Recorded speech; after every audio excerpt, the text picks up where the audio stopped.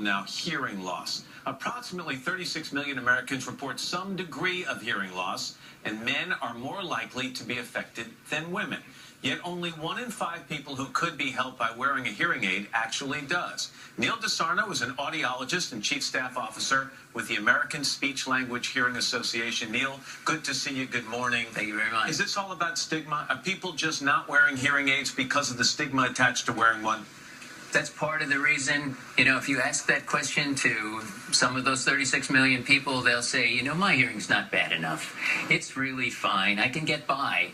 And they think they're getting by, but they're really not. And I think also if you gave those people a piece of paper and a pencil and said, draw me what a hearing aid looks like, they would probably still draw that very large device that sits on top of the ear. And the devices have come a long way since then. They certainly have. So a lot of the stigma is gone. And stigma was one of the reasons that held people back. They didn't want to appear like they were getting older. I want to ask you, before we get to the devices, a recent study that came out that involved chickens that were able to regrow sound-detecting cells. At the moment, we don't think humans can do that, right? We don't think so. We're pretty sure humans can't. But this research is really very exciting. It shows that these animals, these birds that were affected by hearing and damaged hearing loss, they're actually able to regenerate and regrow hearing cells. And the research hopefully is moving in the direction where there may be an application for humans at some point in the future. Talk about some of the devices. Come on over here, Neil. Sure. They are much different than the one I saw my grandfather wearing. What's this one about?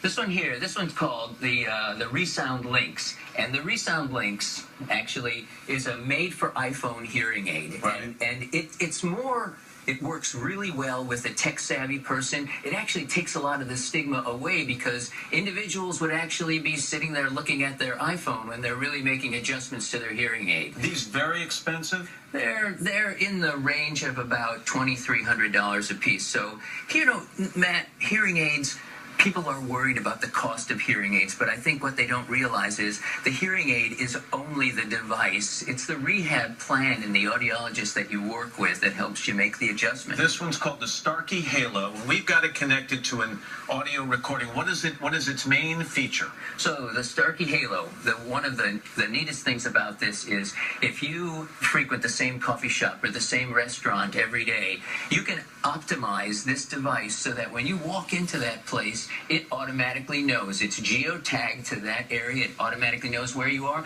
and it automatically optimizes it. And let's take a listen. We've got an audio recording right now of a restaurant with all the noise that someone might encounter without one of these devices. Let's listen to that.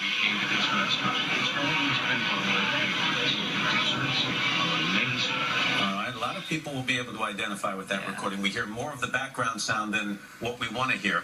Now let's listen, after connected to the Starkey Halo, that same situation. I'm really glad we came to this restaurant. It's always been one of my favorites. Amazing. The desserts here are It's a amazing. huge difference. It takes the background noise right out, amazing. all right? This one's called the Lyric. Tell me about this. This is the Phonak Lyric. This is sort of a semi-permanent device. It's placed in your ear by your audiologist, and it stays there for 2 or 3 months. You can shower with it. You can sleep with it. It's totally invisible, as you can see. It's way down in the person's ear canal. It's to work with a patient on a subscription basis, on an annual basis. These are hearing aids, and now this is a personal amplifier. What's the main difference there? The hearing aids are devices that are monitored and managed by the Food and Drug Administration. They're medical devices.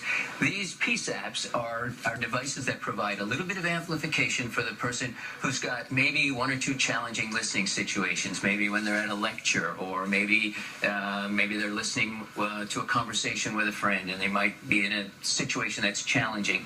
So PSAPs aren't for people who have impaired hearing.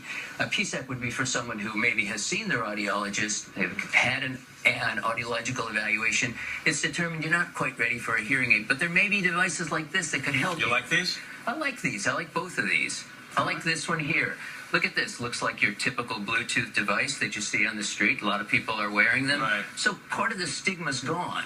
All right, Neil, fantastic.